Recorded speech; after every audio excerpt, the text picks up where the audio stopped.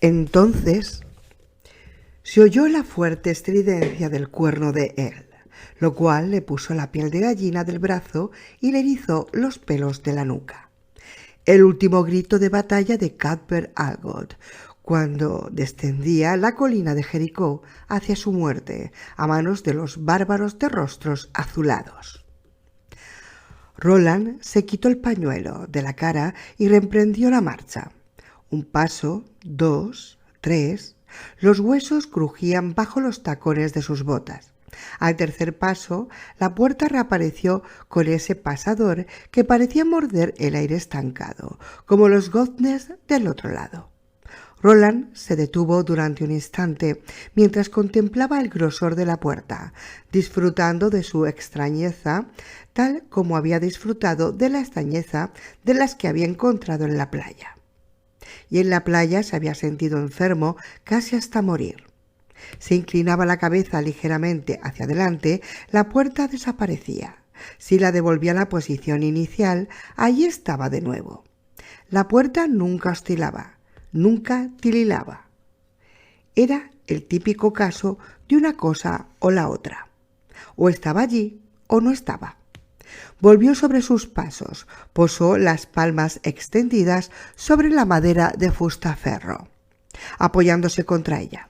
Sintió un leve, aunque perceptible vibración, como la sensación de una poderosa maquinaria. Desde la profunda garganta de la cueva, Rea de Cos le gritaba, diciendo que era un chaval que jamás había visto el verdadero rostro de su padre, diciéndole que su putita se reventó la garganta a gritos mientras ardía. Roland lo ignoró y cogió el pomo de cristal. «K, pistolero, no os atreváis», gritó Henchik, alarmado. «Sí que me atrevo», contestó Roland, y así lo hizo, pero el pomo no giró en ninguna dirección. Roland se apartó de él. «¿Pero la puerta estaba abierta cuando encontraste al cura?», le preguntó a Henchik. Habían hablado de eso la noche anterior, pero Roland quería oírlo una vez más. «Así es. Jemin y yo lo encontraremos». «¿Vos sabéis que nosotros, los ancianos manis, buscamos otros mundos? No vamos en busca de tesoros, sino de iluminación». Roland asintió. También sabía que algunos habían regresado enloquecidos de sus viajes, otros jamás regresaban. Estas colinas son magnéticas y están plagadas de múltiples caminos que conducen a numerosos mundos. Salimos de una cueva próxima a las minas de granate y ahí encontramos un mensaje. ¿Qué clase de mensaje? Que había una máquina instalada en la entrada de la cueva, dijo Henchik. Apretabas un botón y salía una voz de ella. La voz nos dijo que viniéramos aquí. ¿Ya conocías esta cueva? Así es, pero antes de que el padre llegase, la llamaban la cueva de las voces. Ya sabéis vos por qué. Roland asintió con la cabeza e hizo un gesto a Henchik para que continuara.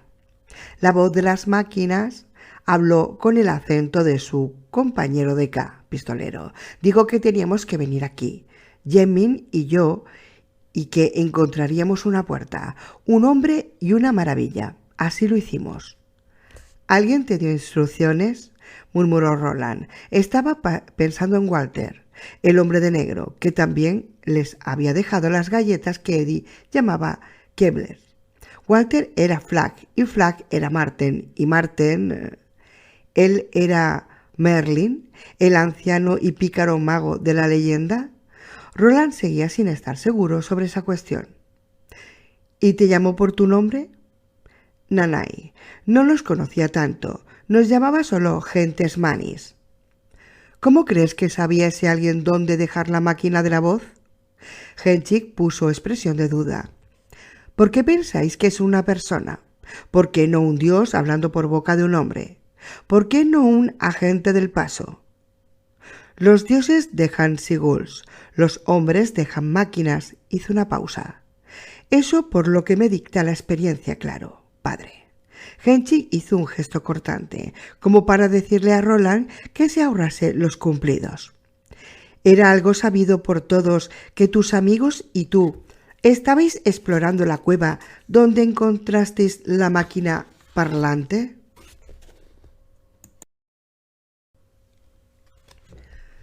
Henchik se encogió de hombros con bastante osquedad. La gente nos vio, supongo. Tal vez alguien oteara a kilómetros de distancia con su catalejo o sus prismáticos. También hay un hombre mecánico. Ve bastantes cosas y lo cotorrea continuamente con todo el que se preste a escuchar. Roland tomó esa respuesta como un sí. Pensó que alguien sabía que el padre Callahan iba a ir hasta allí y que necesitaría ayuda cuando llegara a las afueras del Cala.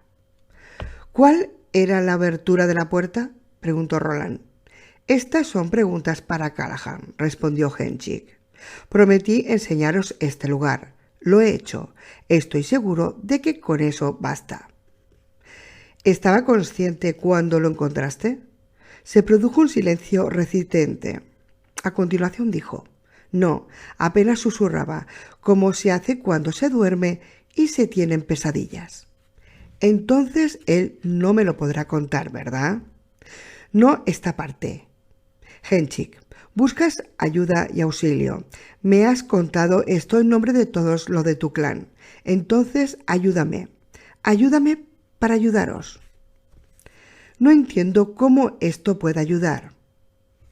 Y puede que no ayudase, no en la cuestión de los lobos que tanto preocupaba a ese anciano y al resto de Calabrin Sturgis.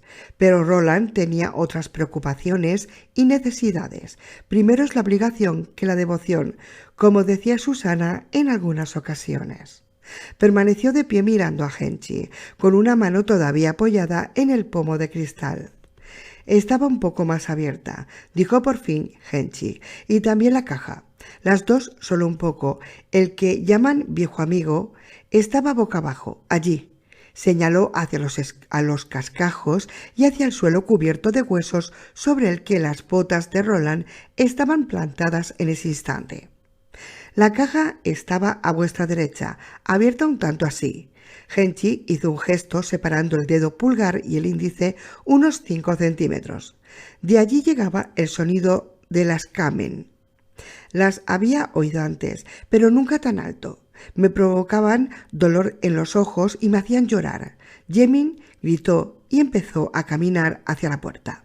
Las manos del viejo amigo estaban extendidas sobre el suelo y Yemin le pisó una, pero no se enteró. La puerta solo estaba entornada, como la caja, pero una terrible luz salía a través de ella. He viajado bastante, pistolero, a muchos dondes y muchos cuandos. He visto otras puertas y he visto el quillotro del exotránsito, los agujeros de la realidad, pero nunca había visto una luz como esa. Era negra, como ha sido siempre el vacío, aunque algo rojo en ella. Sí, algo rojo había en ella. El ojo, dijo Roland. Henchik lo miró. ¿Un ojo? ¿Lo decís en serio? Eso creo, respondió Roland. La negrura que viste la proyecta la trece negra. El color rojo podría ser el ojo del rey carmesí. ¿Quién es? No lo sé, contestó Roland. Solo sé que aguarda a lo lejos, al este de aquí, entronido o más allá. Creo que puede ser un guardián de la Torre Oscura. Incluso puede que crea que le pertenece. En cuanto Roland mencionó la torre, el anciano se tapó los ojos con ambas manos, un gesto de profundo temor religioso. ¿Qué ocurrió luego, Henchik? Cuéntalo, te lo ruego. Empecé a acercarme a Yemin. Luego recordé cómo había pisado la mano de ese hombre con el tacón de su bota y lo pensé mejor. Me dije: Henchik, si haces eso, te arrastrará con él. Los ojos del anciano se clavaron en los de Roland. Viajar es lo que hacemos. Sé que os consta y rara vez nos asalta el temor, porque confiamos en el paso. Aun así, me asustaba aquella luz y el sonido de aquellas campanillas. Hizo una pausa. Me aterrorizaban. Jamás he hablado de aquel día. ¿Ni siquiera con el padre Callahan? Henchik sacudió la cabeza. ¿No os habló al despertarse? Preguntó si estaba muerto. Le dije de haberlo estado, lo estaríamos todos. ¿Qué me dices de Jeming? Murió 2 años después. Henchik se golpeó la parte delantera de su camisa negra, del corazón. ¿Hace cuántos años viste al padre Callahan aquí? Henchik movió lentamente la cabeza hacia detrás y hacia adelante, describiendo amplios arcos, un conocido gesto Mani que podría haber sido un rasgo genético. No lo sé, pistolero, pues el tiempo va... Sí, a la deriva, concluyó Roland con impaciencia. ¿Hace cuánto crees que fue? Más de 5 años, pues ha levantado su iglesia y ha cantado a sus supersticiosos locos para llenarla. ¿Os consta? ¿Qué hiciste? ¿Cómo salvasteis a Yemin? Me puse de rodillas y cerré la caja, respondió Henchik. Fue lo único que se me ocurrió. Si dudaba, aunque fuera un solo segundo, creo que hubiera estado perdido, porque esa misma luz negra salía de ella. Me hacía sentir débil y atontado. Apuesto a que sí, dijo Roland con gravedad. Pero me moví con rapidez y cuando la tapa de la caja se cerró, la puerta se cerró de golpe. Jemmy la golpeó con los puños y gritó y rogó para que lo dejaran pasar. Entonces cayó desmayado. Lo saqué a rastras de la cueva, lo saqué a ambos a rastras. Tras un rato al aire libre, ambos recuperaron la conciencia. Henchik levantó las manos, luego volvió a bajarlas, como para decir, eso es todo. Roland intentó por última vez girar el pomo. No se movió en ninguna dirección. Pero con la bola... Volvamos, dijo. Me gustaría estar en casa del padre a la hora de la cena. Eso significa que tenemos que recorrer el camino de vuelta a toda prisa hasta los caballos y cabalgar incluso más deprisa una vez que lleguemos allí. Henchik hizo un gesto de asentimiento. Su rostro barbudo servía para ocultar las expresiones, pero Roland tuvo la impresión de que aquel anciano se sentía aliviado al irse de allí. Él mismo se sentía algo aliviado. ¿A quién puede gustarle escuchar gritos acusadores de una madre y un padre muertos levantándose de la oscuridad? Por no hablar de los gritos de un amigo muerto. ¿Qué ha pasado con el aparato parlante?, preguntó Roland, cuando empezaron a descender por el camino de regreso. Henchik se encogió de hombros. ¿Os consta la existencia de las píleas? Pilas. Roland asintió. Mientras funcionaron, la máquina emitía el mismo mensaje una y otra vez, el que nos decía que teníamos que ir a la cueva de las voces y encontrar un hombre, una puerta y una maravilla. También se oía otra canción. La tocamos una vez para el padre y él lloró. Debe preguntarle sobre ello, porque en realidad esa es su parte de la historia. Roland volvió a sentir. Entonces las píleas murieron. El encogimiento de hombros de Henchik demostraba un cierto desprecio por las máquinas, por el mundo desaparecido o quizá por ambos. Las sacamos. Eran Duracell. ¿Os consta la existencia de Duracell, pistolero? Roland hizo un gesto de asentimiento. Se las llevamos a Andy y le preguntamos si las podía recargar. Se las metió dentro, pero cuando salieron eran tan inservibles como antes. Andy pidió perdón. Nosotros dijimos gracias. Henchik se encogió de hombros con el mismo gesto de despreciativo. Abrimos la máquina, lo hicimos con otro botón y le salió la lengua. Era así de larga. Henchik separó las manos 10 o 12 centímetros. Tenía 2 agujeros y algo de color marrón y brillante dentro, como la cuerda. El padre lo llamó cinta de casete. Roland asintió. Quiero agradecerte el haberme traído a la cueva, Henchik, y el haberme contado todo lo que sabes. He hecho lo que debía, aclaró Henchik, y vos haréis lo que habéis prometido, ¿no es así? Roland de Gilead asintió. Que Dios escoja un ganador. Sea, así decimos. Habláis como si nos hubierais conocido en otra época. Hizo una pausa, mirando a Roland con cierta perspicacia amarga. ¿O acaso es una invención mía? Pues aquel que haya leído el buen libro puede hacer uso del vos y el vuestro hasta que los cuervos regresen al nido. ¿Me preguntas si me hago el adulador aquí arriba, donde nadie ha oído hablar de nosotros más que ellos? Roland asintió, señalando a la habladora oscuridad. Tú deberías saberlo mejor que nadie, espero, pero pues si tú no lo sabes, es que estás mal de la cabeza. El anciano lo pensó, luego extendió su mano nudosa y dedos alargados. Bendito seáis, Roland, es un nombre bueno y justo. Roland extendió su mano derecha y cuando el anciano la tomó y la estrechó, Roland sintió la primera punzada de dolor profundo, donde menos quería sentirlo. No, todavía no. Lo sentiría menos en la otra mano, en la que todavía está sana. Tal vez en esta ocasión los lobos nos maten, dijo Hedwig. Tal vez. Aun así, tal vez seamos bien hallados. Tal vez lo seamos, respondió el pistolero.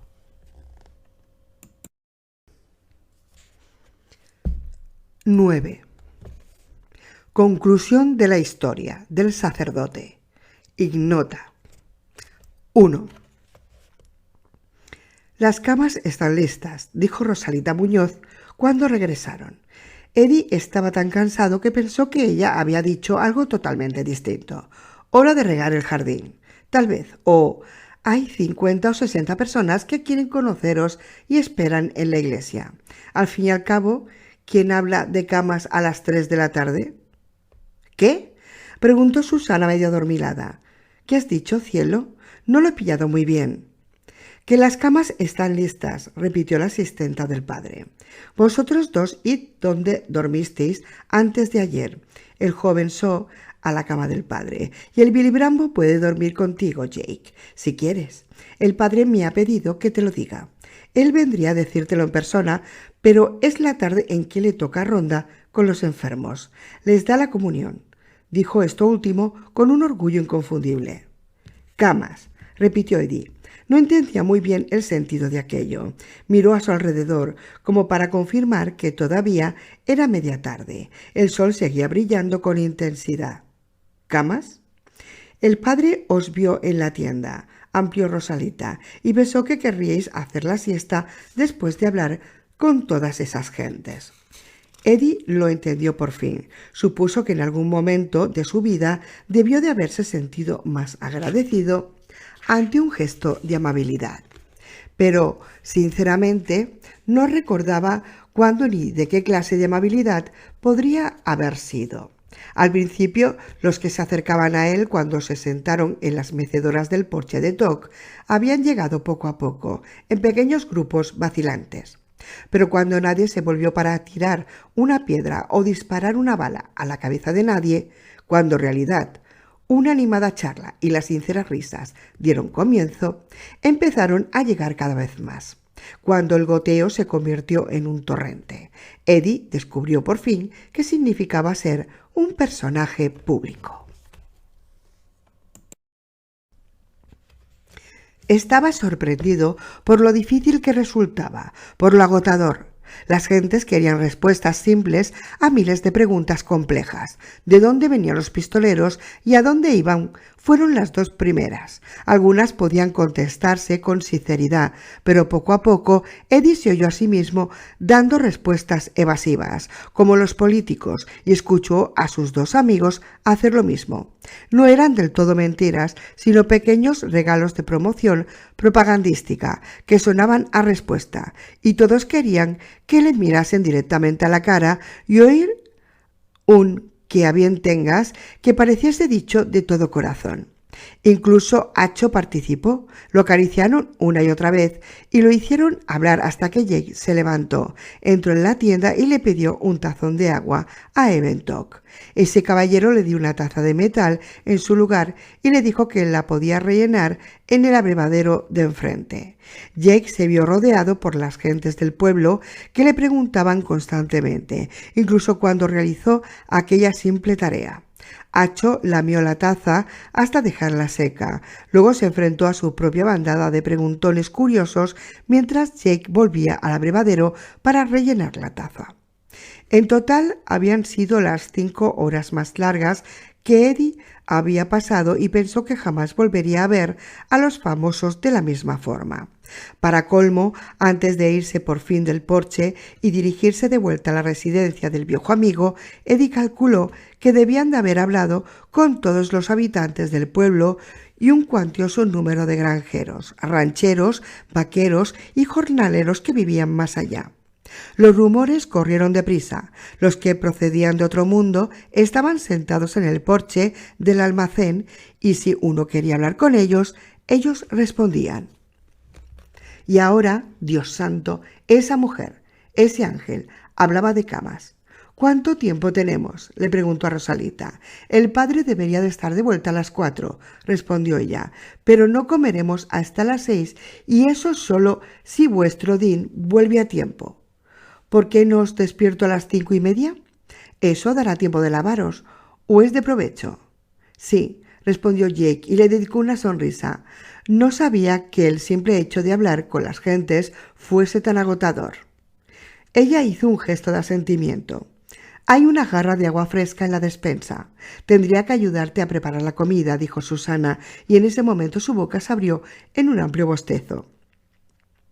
Sarey Adams viene a ayudarme, anunció Rosalita. En todo caso, no es más que una comida fría. Ahora id, descansad, estáis derrotados. Se nota.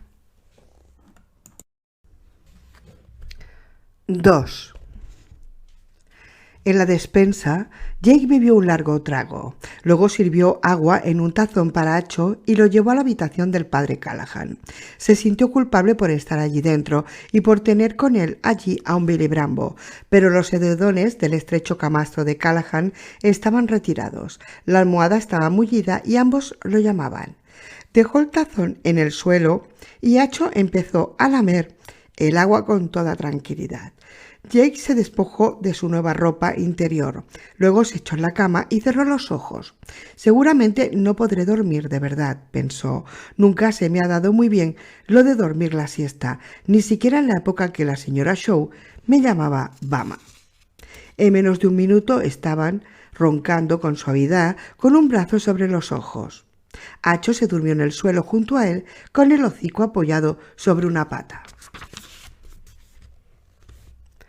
3. Eddie y Susana se sentaron juntos en la cama de la habitación de invitados. Eddie apenas podía creérselo, no solo una siesta, sino una siesta en una cama de verdad. No se podía pedir más. Lujo. No quería otra cosa que echarse, coger entre sus brazos y dormirse así. Pero antes había que hablar de una cuestión.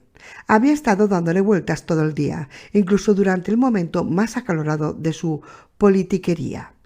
Sus, sobre lo del abuelo del Tian. No quiero oírlo, lo atajó enseguida. Él arqueó las cejas, sorprendido, aunque supongo que debería de haberlo imaginado. Podríamos hablarlo, dijo ella, pero estoy cansada. Quiero dormir. Cuéntale a Roland lo que te dijo el viejo y cuéntaselo a Jake también si quieres, pero no a mí. Todavía no. Se sentó junto a él con su muslo moreno, tocando el muslo blanco de él, con sus ojos marrones, mirando fijamente a sus ojos color avellana. ¿Me atiendes? Te atiendo muy bien. Digo gracias, muchas, pero que muchas gracias. Él rió, la estrechó entre sus brazos y la besó. Y no tardaron en quedarse dormidos, uno en brazos del otro y con las frentes juntas. Un rectángulo de luz ascendió a un ritmo constante por sus cuerpos a medida que el sol se ponía. El astro había regresado al verdadero ojo mientras cabalgaba lentamente por el camino hacia la rectoría del viejo amigo con las piernas doloridas y fuera de los estribos. 4. Rosalita salió para darle la bienvenida. Salve, Roland, largos días y gratas noches. Él asintió. Y tú que veas el doble. Me consta que nos pedirás a algunas que lancemos el plato contra los lobos cuando lleguen. ¿Quién te lo ha dicho? Oh, un pajarito me lo ha dicho al oído. Ah, ¿y si te lo pidiera, lo harías? Ella descubrió sus dientes en una sonrisa de oreja a oreja. Nada en esta vida me proporcionaría mayor placer. Los dientes desaparecieron y la sonrisa se suavizó para dar paso a una risa sincera. Aunque tal vez nosotros dos juntos podríamos descubrir un placer que se acercaría bastante. ¿Te gustaría ver mi casita, Roland? Sea, ¿y a ti te gustaría hacerme unas friegas con ese aceite mágico otra vez? ¿Friegas es lo que quieres? ¿Ea? ¿Friegas fuertes o suaves? He oído que un poco de las dos calma una articulación dolorida. Ella lo pensó, estalló en risas y le cogió de la mano. Ven. Mientras el sol brilla y este pequeño rincón del mundo duerme. Y él la acompañó gustoso y fue a donde lo llevó. Ella ocultaba una fuente secreta rodeada de dulce musgo y Roland se refrescó en su interior. 5.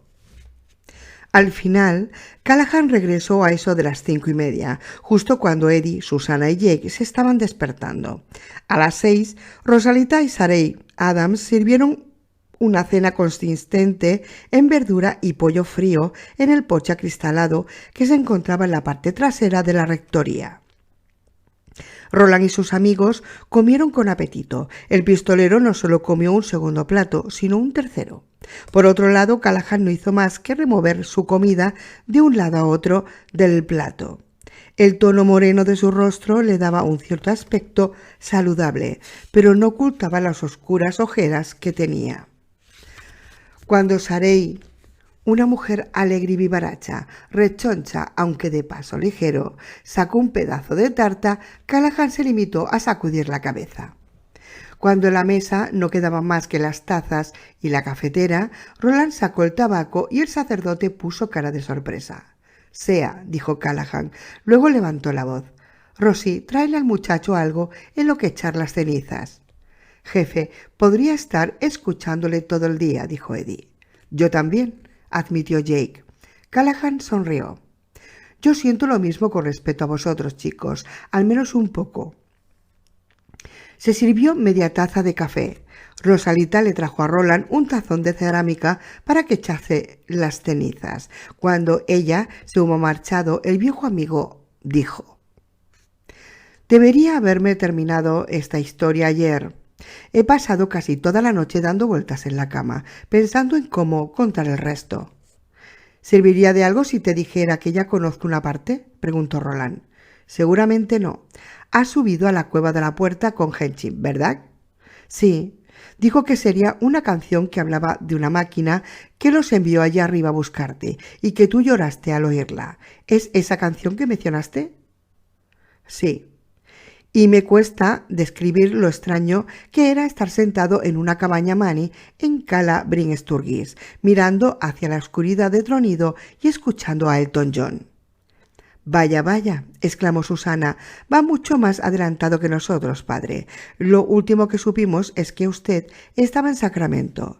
Era 1981 y acababa de descubrir que su amigo había sido capturado por esos a los que llaman hermanos de Hitler». Paseó con seriedad la mirada desde Callahan a Jake y finalmente se detuvo en Eddie. «Tengo que decir, caballeros, que no parece que hayan hecho grandes progresos en la cuestión de convivencia pacífica desde la época en que salí de Estados Unidos». «A mí no me eches las culpas», dijo Jake. «Yo estaba en el cole». «Y yo estaba colgado», arguyó Eddie. «Está bien, yo me encargaré de las culpas. Me las cargaré todas», dijo Callahan, y todos se rieron. «Termina tu historia», le pidió Roland. «Tal vez esta noche puedas dormir mejor». «Tal vez lo haga», admitió Callahan. Pensó durante un instante, luego prosiguió. «Lo que recuerdo sobre el hospital, lo que supongo que todo el mundo recuerda, es el olor a desinfectante y el ruido de las máquinas. Sobre todo las máquinas, esos beeps que producían. Solo hay otra cosa que suena así, y es el equipo que hay en la cabina de un piloto de avión. Una vez se lo pregunté a un piloto y él me dijo que el sistema de navegación hace ese ruido. Recuerdo haber pensado esa noche que debía de haber un montón de actividad de navegación en la UCI del hospital.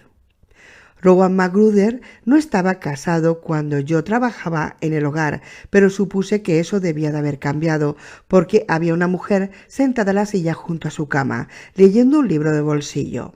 Iba bien vestida, con un bonito traje verde, medias y zapatos planos. El hecho de tener que enfrentarme a ella me hizo bien.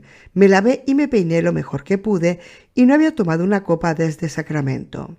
Pero en cuanto estuvimos de verdad cara a cara, no me sentí en absoluto bien. Veréis, estaba sentada dando la espalda a la puerta. Di un golpecito en la jamba. Ella se volvió hacia mí y mi supuesta compostura se fue a paseo. Retrocedí un paso y se me cruzaron los cables. Era la primera vez desde aquella noche en que Rowan y yo visitamos a Lupe en ese mismo lugar. ¿Podéis suponer por qué? Por supuesto, aseguró Susana, porque las piezas encajaron. Las piezas siempre encajan. Lo vemos una y otra vez. Lo que ocurre es que no sabemos cuál es la imagen. «O no la entendemos», dijo Eddie. Callahan hizo un gesto de asentimiento. Fue como mirar a Rowan, solo que tenía el pelo largo y rubio y pechos. Era su hermana gemela y ella se rió. Me preguntó si creía que ella era un fantasma. Me parecía surrealista, como si me hubiera escabullido a uno de esos otros mundos igual verdadero, si es que existe, aunque no del todo igual.